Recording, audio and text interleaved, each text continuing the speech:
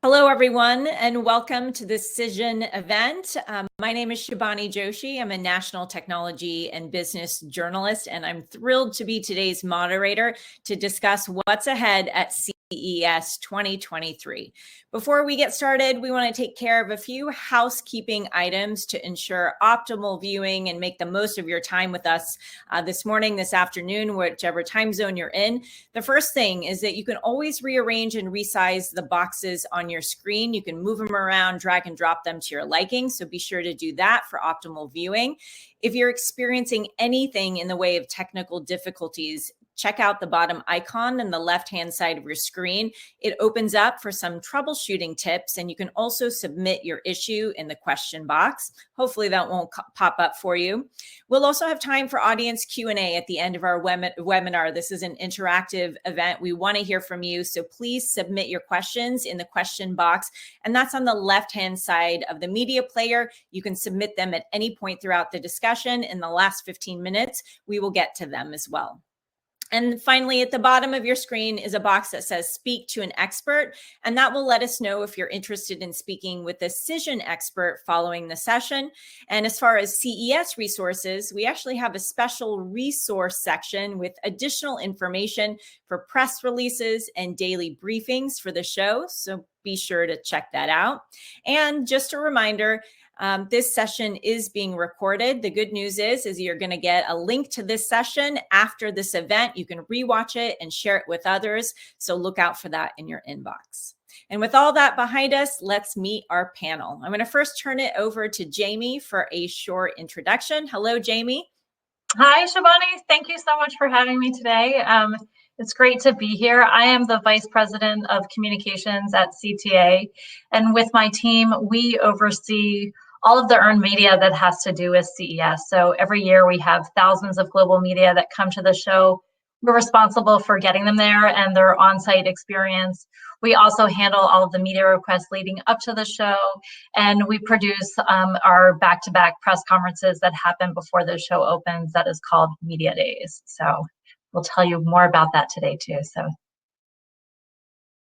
great. This is a busy time of year for everyone, but especially you and your team in the weeks ahead to CES. I'm looking forward to hearing what we have to look forward to. Camille, over to you.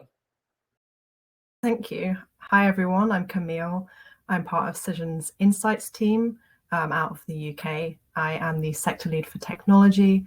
So myself and my team, we work with some of the world's biggest brands to produce impactful, insightful media evaluation reports, so everyone can better understand their corporate reputation, how their brand lands in the world, and also just what's going on in different industries in the news space. Awesome. You're going to bring the data perspective, I know, which is going to be so additive in our conversation. Moving on now, whether you're attending this year's event in person or not, there is a lot to talk about today. At CES 2023, brands will showcase their current innovations in key areas, including sustainability, transportation and mobility, the metaverse, Web3, and digital health. Let's get a sneak peek before we begin of what this year's event has in store for us all. Sure. So I will jump right in and share that, or should we? So, right now we're seeing really great momentum with the show. I mean, so, typically, the industry is seeing a comeback of around 60% from the pandemic. Our show is really tracking well ahead of that. Right now, we're at over 70%. And that number really continues to grow too. The footprint is really large. We have large exhibitors who are all coming back: Panasonic, Sony, AMD, General Motors. I think a big thing that we're seeing is, brands are really looking to make big announcements at the show this year. So it's exciting. As the momentum continues, the show continues to grow every day. And I think we'll talk a little bit later about some of those key themes too that are really bubbling to the top. Awesome. You gave us great data and great insight. I think we actually have a sizzle reel to bring some of these stats and data points to life. Let's roll on that video now. Surrounded by the unmissable, the unprecedented, the unimaginable in the same place as the world's leading tech minds, promising startups, and global brands. It is time to show up and experience the future of innovation up close, including tech that has the power to solve the world's greatest challenges. Be the one in the middle of it all.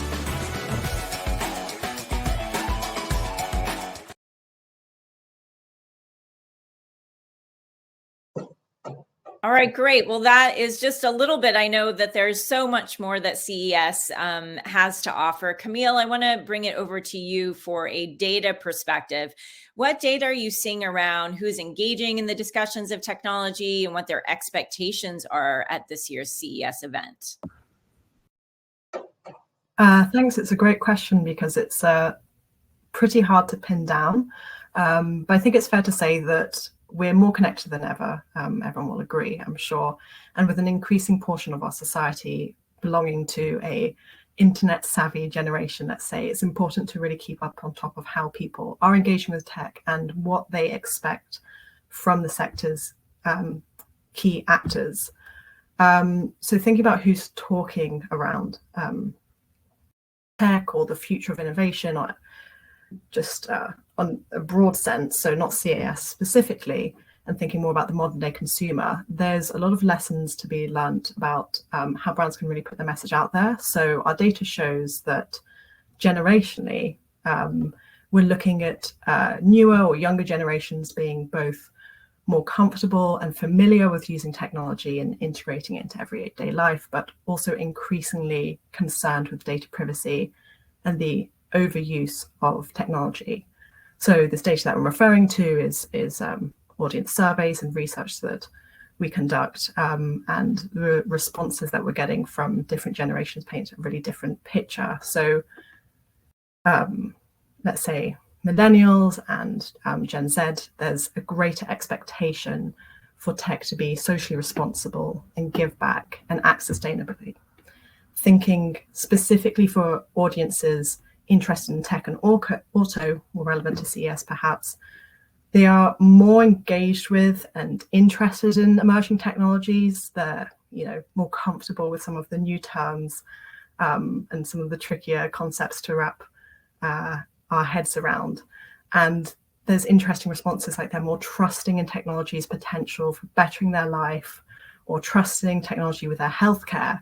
But what's interesting to see is that they want to get a more tailored and personalized experience from brands. It's much more about what can I get out of this? So we're seeing responses that they would advocate for brands specifically if there's, say, a community built around them, access to personalized insider knowledge, and interestingly, if they can elevate their own status or better themselves. I think especially if we think of the social element of things, it's easier to understand that. There's a sort of a social influencer aspect that continues to flow into different brands, it sounds like. What about Web3? I know that Web3 is also a big theme this year. Yeah, so Web3 is interesting because it's, say, like more of an emerging conversation. If we look over time, over the years, it's went from basically nothing before it's a really common term into something that's cropping up a lot more and more in recent years.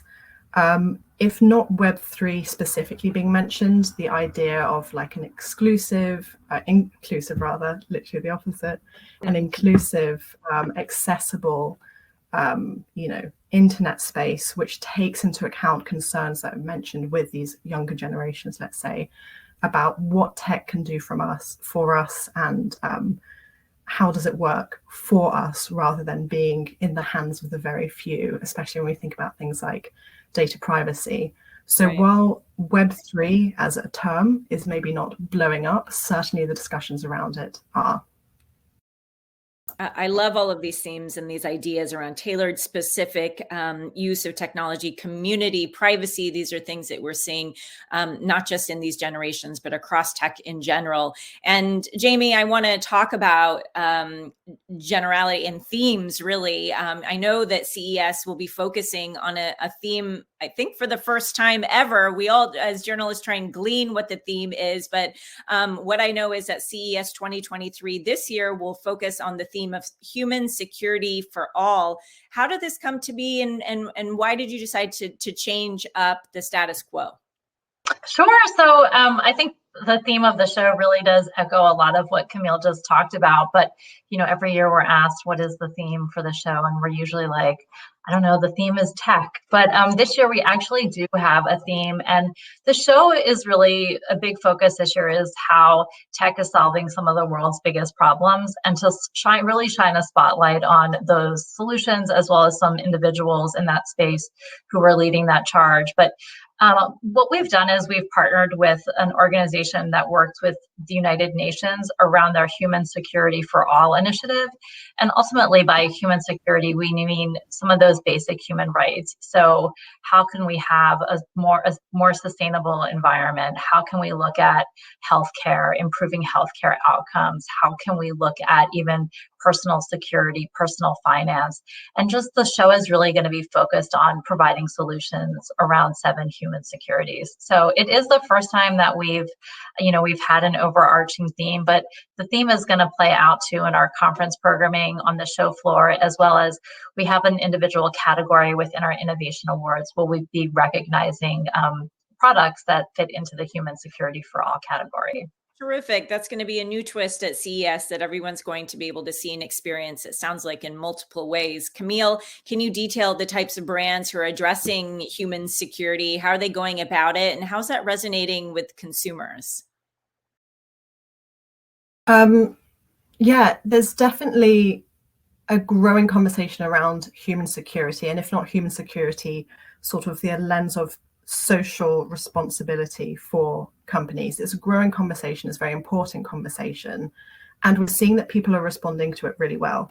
There's obviously always going to be a sprinkle of cynicism or skepticism in conversation, especially as we're seeing on social media, where naturally the question arises, not just for tech companies, but private companies in general, to what extent are these brands friends or foe? But generally, I'm seeing that people are engaging, at least in the conversation. The conversation is growing when brands do talk about it.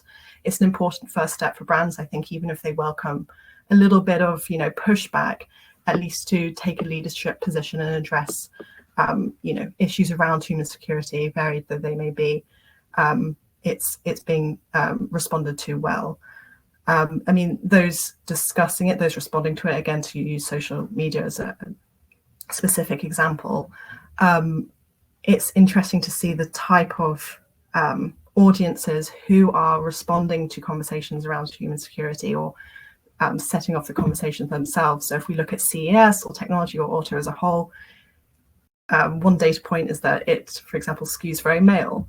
It has typically for the past couple of years. And I think, for whatever reason, it's not a massive surprise necessarily, but their interests are aligned with technology, business, or sports. But when we really narrow down into the data around human security, social impacts topics, there's a little bit more of a gender balance there. There's a little bit more variance in terms of those everyone's background. So less so business, or maybe even sports, more things like books, science, or people who identify as scientists or in the teaching profession. And we see that women in tech as well is really a growing conversation. It doesn't represent a huge slice of the pie in the run up to CES, but we're seeing that it's not an insignificant slice of the pie at the moment. Camille, let's fold this conversation about personal safety and data privacy into developments like the metaverse. I mean, we're seeing this as a huge theme inside not just this topic and sector, but even news headlines, right? With cryptocurrency headlines and sort of scandals going on there. What are you seeing in terms of that? Yeah, so the metaverse is quite a mega topic because it's kind of intangible in many ways, but it's a really good example of representing, a new yet to be fully embraced tech. VR or AR could also be a stand-in here. And it's classic that we have the fear of the unknown. We always have, but specifically looking at measuring conversation or coverage, the concerns that arise really center on data privacy. So roughly 10% of the coverage discussing metaverse in general, relevant to CES or not, includes mention or discussion of privacy as a theme. And what's interesting to see is that when conversation around metaverse spiked, especially back in October 2021, we see that conversation around privacy and regulation also spikes, and that spike doesn't really go away. It's not a one-off blip. Over time, as the metaverse conversation moves on, that conversation around privacy concerns lives on alongside it. So it's not quite a quick panicked reaction. It's something that people are really looking into, and from the data we can expect that this conversation will grow. Absolutely. There's so much in the way of figuring things out and getting comfortable, whether it's through regulations or even the average person coming to understand the metaverse and concepts like AR and VR and how that applies to them. So this is going to be an ongoing theme. And Jamie, I know that the metaverse and Web3 will be represented at CES. How will it be so? And what are you seeing?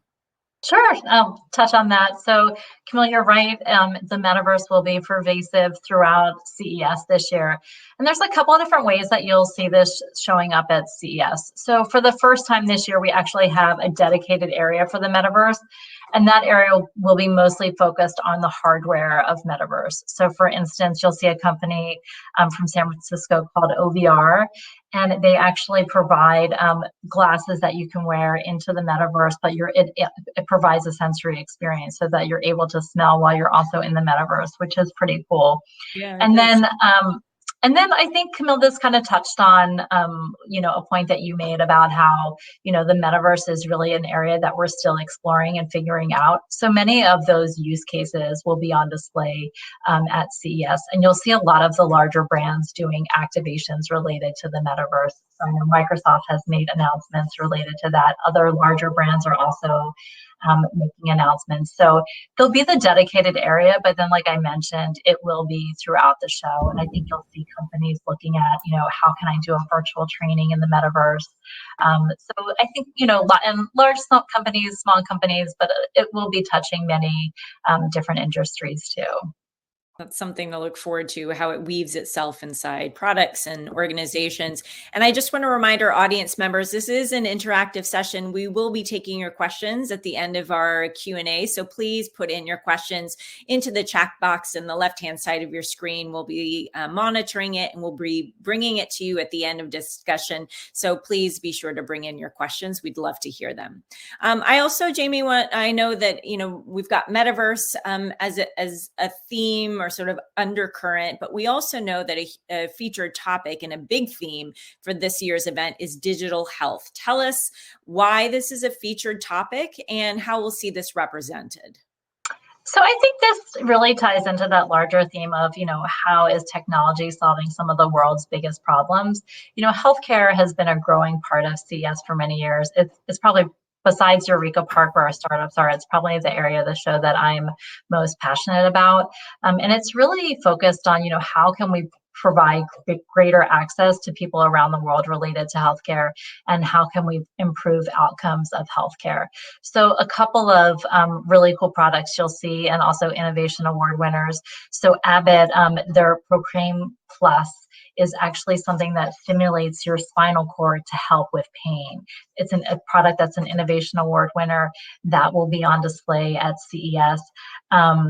SK, they are a company that makes wearable glasses, and the glasses can be used to detect and also monitor when someone is having a seizure. So the idea is the wearable is connected to your phone.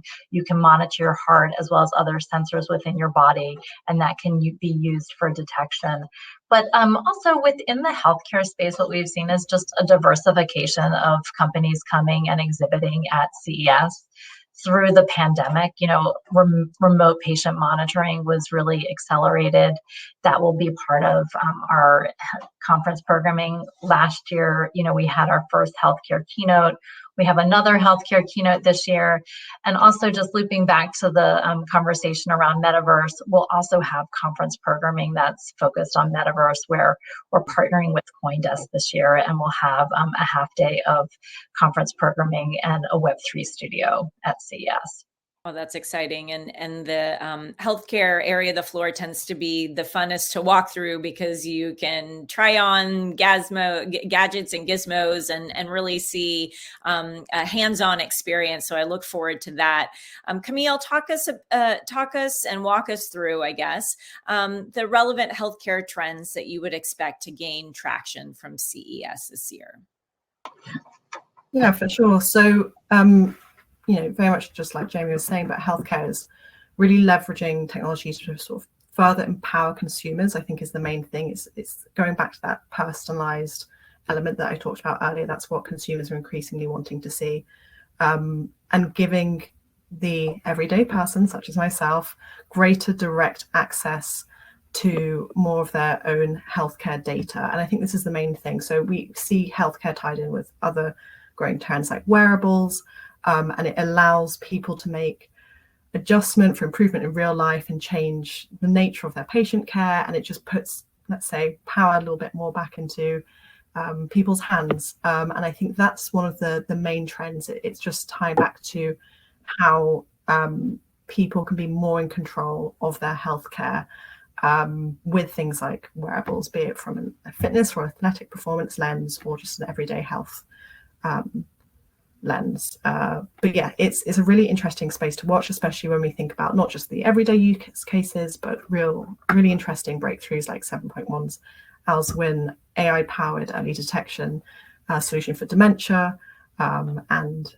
really smart ways of solving some of our biggest healthcare problems. Those stories are always going to grab a lot of attention, but I think from the consumer perspective and what people are sharing, what people are reading reviews about, it is just how their everyday tech can just make their lives a little bit easier.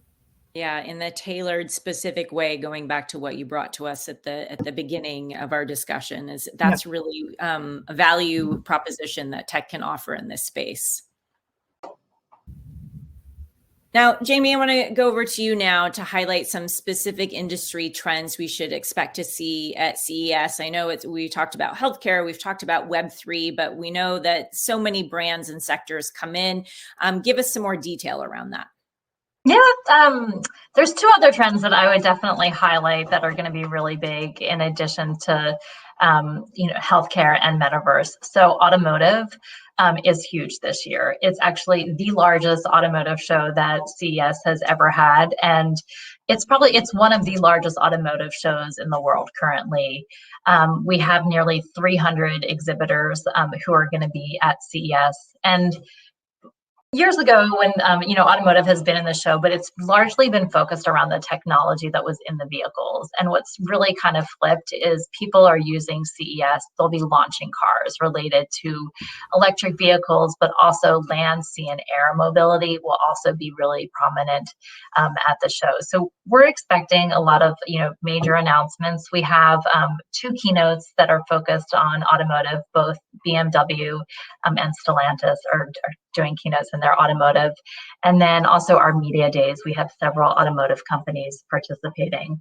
And then one other trend to touch on, I think, we talked about this a little bit earlier, Camille did, but just around sustainability is a big theme for the show this year. And that will show up in a couple of different ways. I think brands are being more conscious and purposeful about how they show up on the show floor. What is their brand presence? What do they stand for? What are their values around sustainability?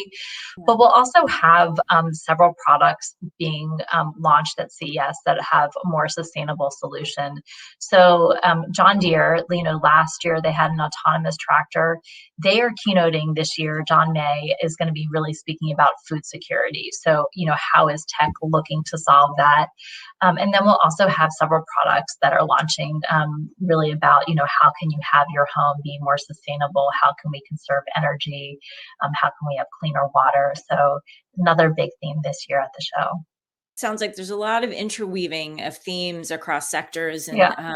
within products that will be really exciting to see. I read somewhere that there's going to be over 300 automotive exhibitors expected this year. Camille, can you give us some insights into what Cision is seeing inside the automotive sector? And to Jamie's point, this is, a huge industry that is now showing increased presence at CES and will continue to, no doubt. And so this is a big moment for the industry. For sure. I think it's fair to say that the tech and auto industries have, for a long time now, but especially more than ever, been getting closer to one another. So auto manufacturers are developing into the direction of tech companies, and tech companies are now entering the field as auto manufacturers themselves to some degree, if we look at Apple or Sony. And car manufacturers have been seeking alternative opportunities outside the traditional auto shows to showcase their high-tech capabilities, new services, and of course, mobility concepts of the future. So the trends we're really seeing is that traditional automotive companies are trying to more so position themselves not as car companies, but modern mobility providers with a strong focus on being recognized as key tech and software players. Tesla is a classic example with in-house software, or VW's Carrier division. And it's fair also to say that auto, it's such a big industry.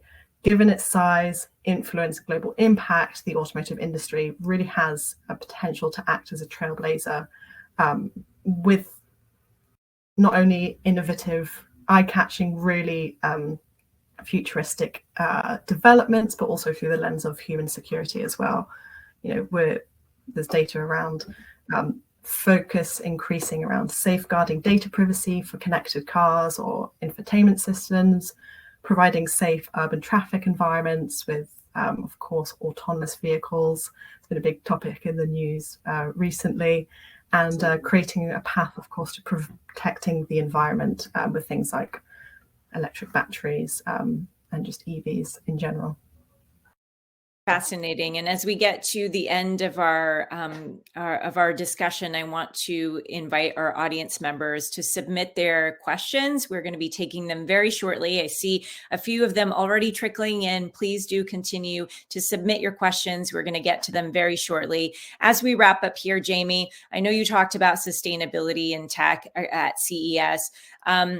How has this trend grown over the years, and what can we expect to see in this year and beyond? I think with sustainability, I think where the change is this year is that across so many different sectors. I think within the food space, we now have food tech within CES. We'll see plant-based solutions. We have John Deere who is keynoting. I think even within the AI section of the show. So I think in terms of the change that we've seen is really how sustainability has now become more pervasive throughout the show and just something that consumers are really looking at, but also holding brands responsible, not just in terms of the products that are out there, but how are they addressing sustainability in terms of their own values as a company. So I think some of the booths that even exhibitors will have on display will be focused around what they're doing to be more sustainable within their own footprint. Terrific. And I see some questions that we have here. Please do continue to share your questions. We'd love to address them. There's actually a question for me here, so thank you for that. I appreciate that. The question is, you've covered CES in the past. What tips do you have for brands that are looking to get coverage from the event? In my experience covering CES from a freelance individual journalist perspective, as well as for a national news organization, making outreach and getting on calendars early is the number one tip I have. Often my editorial and sort of production team have been vetting ideas for over a month at this point, and they're starting to come up with a calendar for coverage. It's not too late, but certainly making those outreaches and getting on the calendar of producers or members of the team is the best way to make sure that you get coverage come showtime. And then it's certainly never too late during the show as well to reach out. If you see members of the press out there walking around, take that initiative and make introductions, showcase your product. There's definitely opportunities. We leave space on our calendar for things that we just walk around the show floor and discover. That's definitely a possibility as well. So definitely look out for the camera crews and the bright lights, and make those introductions when you see people walking around the show floor, the journalists. Next question is for Jamie. How has CES changed since the pandemic?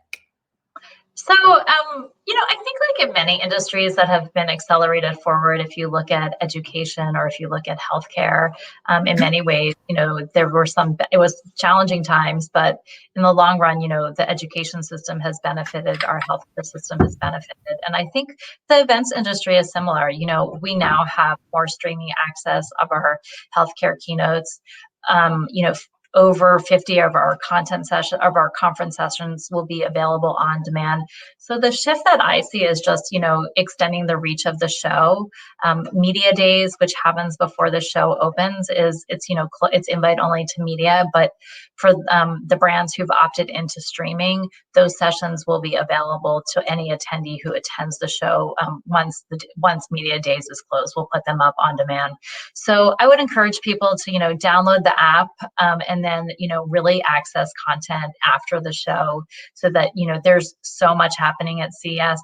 We have an incredible conference program. It's hard to get to all of that, especially if, if you're down in Eureka Park and you're checking out all the new startups. So I think it just really extends the opportunities. Great. For Camille, we have a question here. What types of CES showcases in the past have received the most positive sentiment from consumers?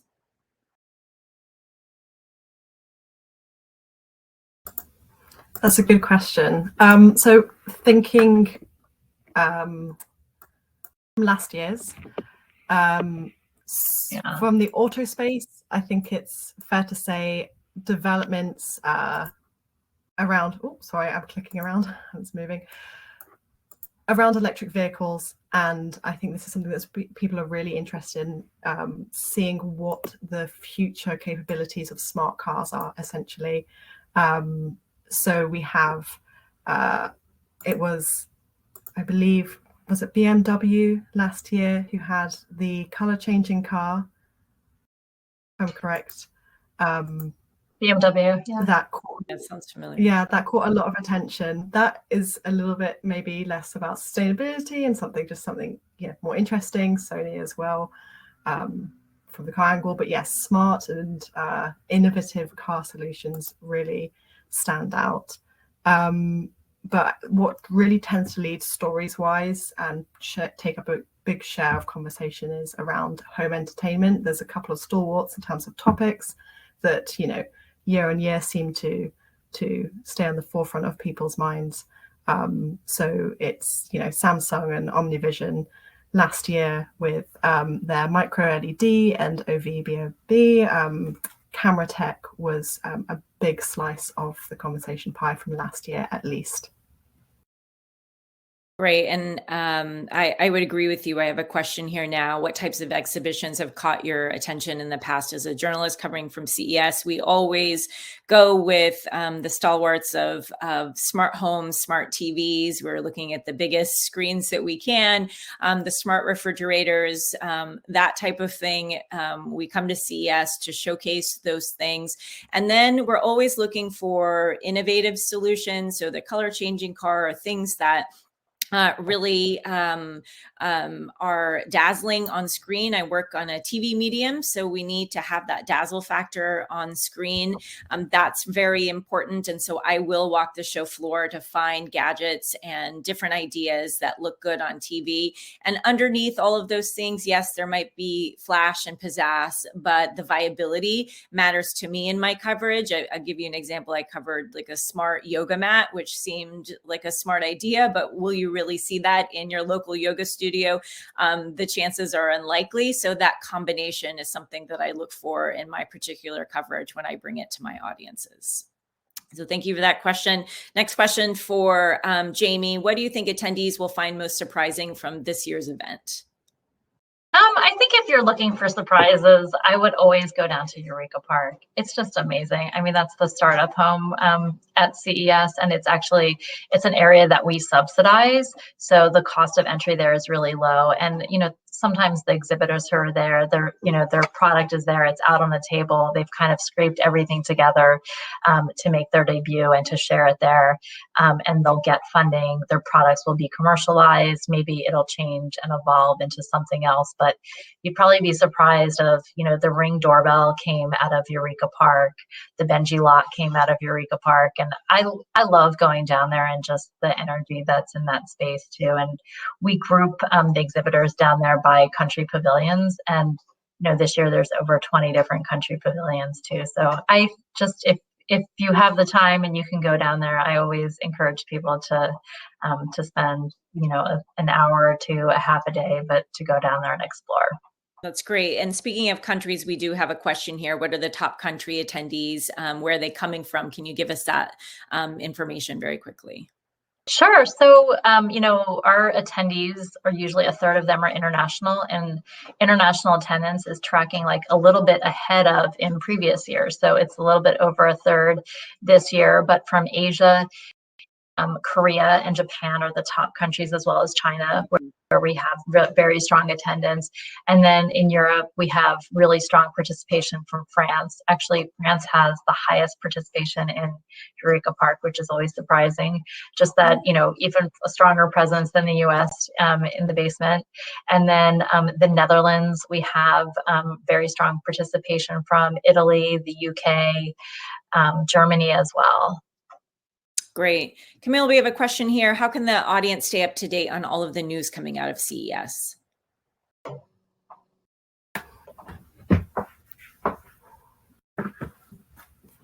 I'm pausing here because there's different ways to stay up to date, of course. It depends on kind of what you're after. Yeah, it really depends on what you're after. I think, if you go to your classic tech outlets, you're going to get a lot more detail into the nitty-gritty of the products, how they work, etc. If you're looking for really high level view on some of the subjects that we've discussed throughout this webinar, what's happening in tech, sustainability in general, your Gen Pop outlets are really going to serve that. I think social media, at least for me, I know it's like a very easy answer, but to me it's a really good litmus test of representing a little bit of everyone's voice.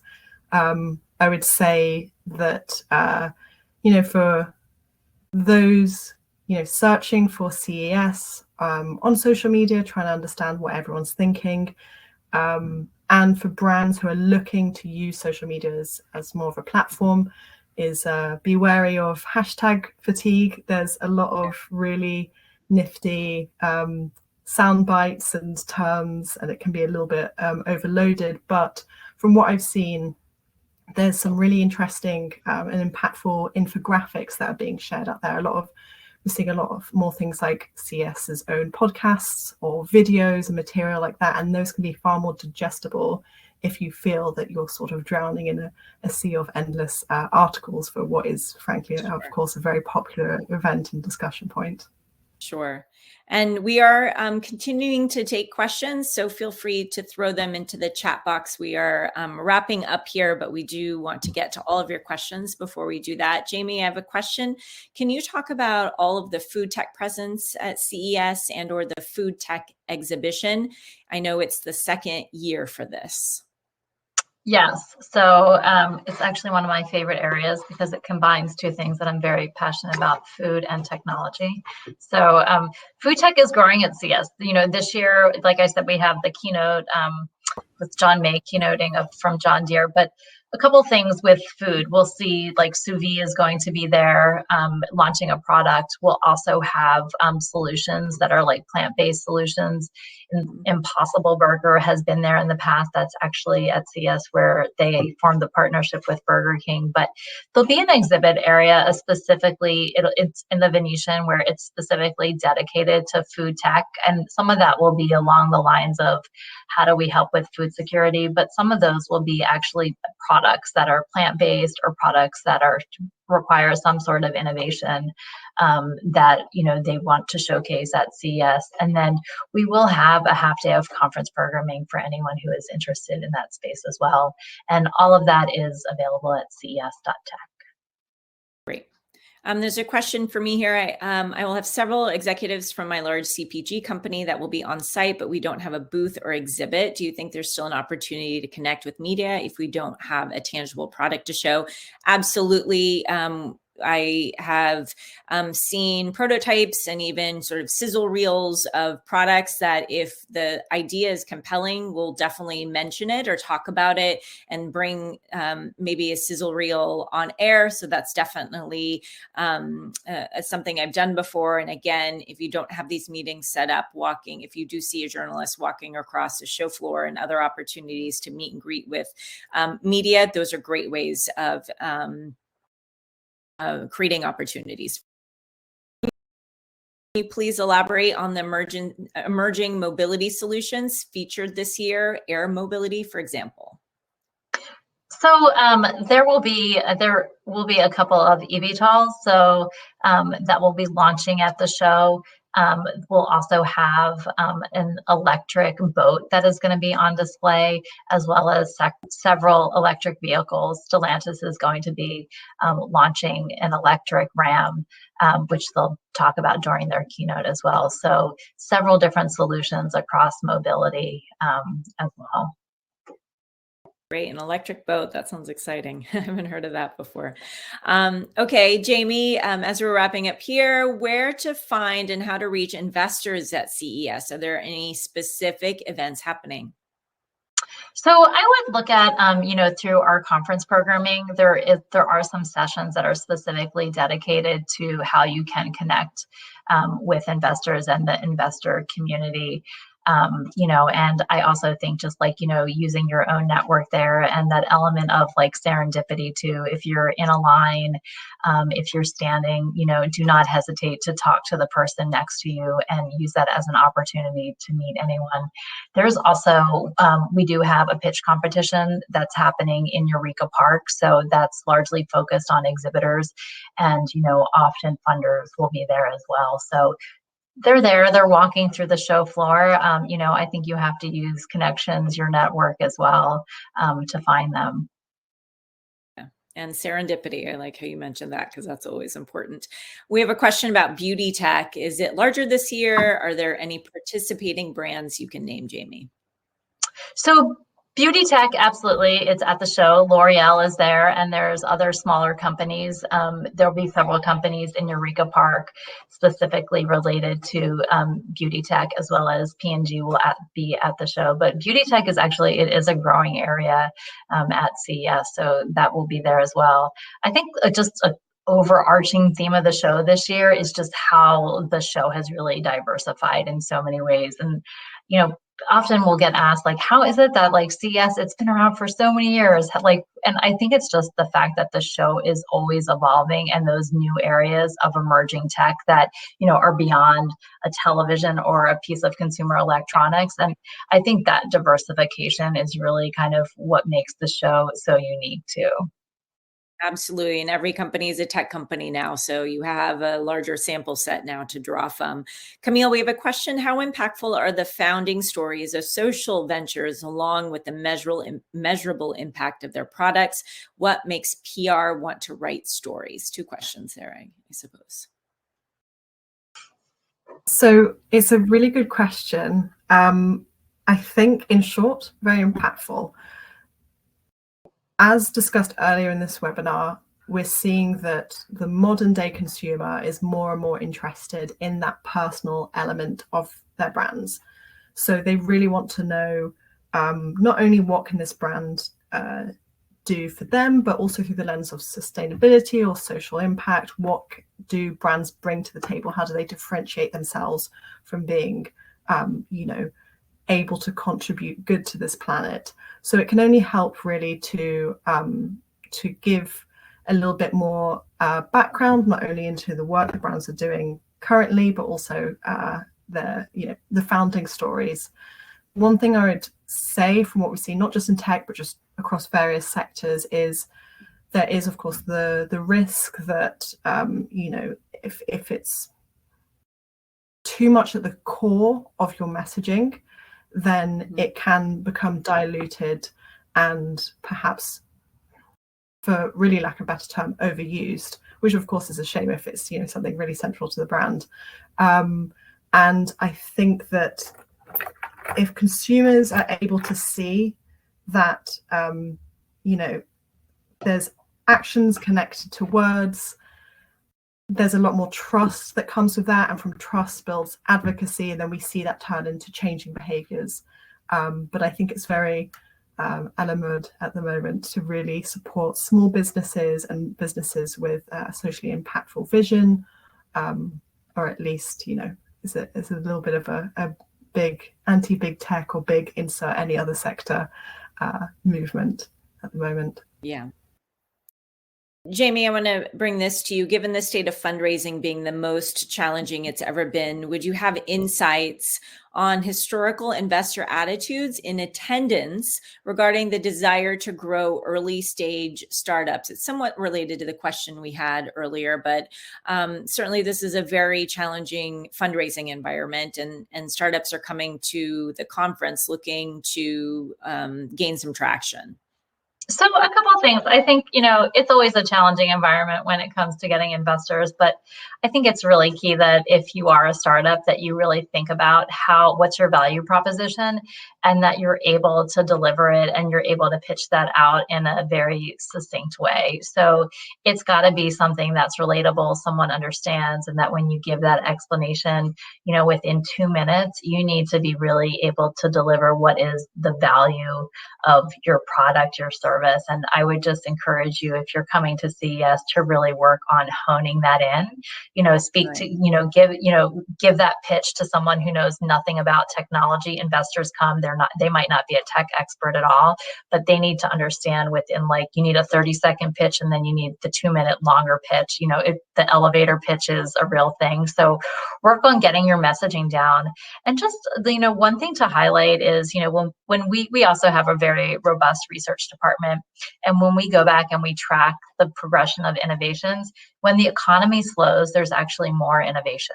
So I think it's just something to think about, you know, just because of where we are with, you know, a recalibration since the pandemic.